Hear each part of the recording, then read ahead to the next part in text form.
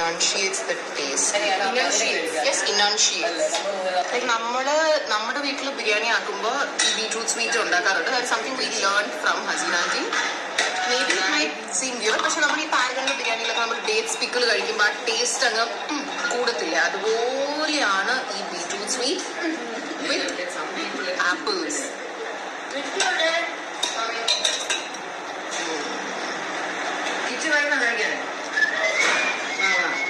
How do you feel seeing this grand reception? Seeing all of you eat and enjoy. Feeling so full. Mostly biryani alalla edutha. Choru with all the other curries. Choru Kashmir. How was routed cuisine? Super. ഞാൻ ബിരിയാണി കഴിച്ച് കഴിഞ്ഞിട്ടൊരു time. I'm just sitting and eating this meat.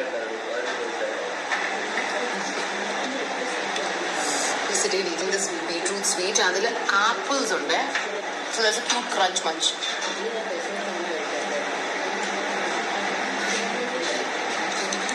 എൻ്റെ half sari മിക്കവാറും നീയും നിന്റെ half sari മിക്കവാറും ഹൻസിൽ ഇടേണ്ടി വരും ഈ food കഴിച്ച് കഴിയുമ്പോൾ.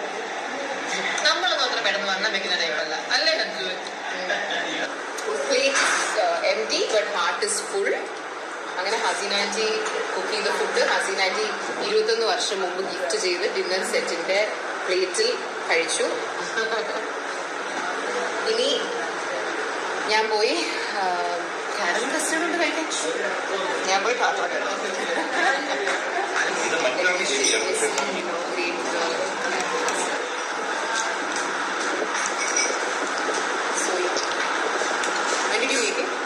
Yesterday, last afternoon, kept it in the fridge and then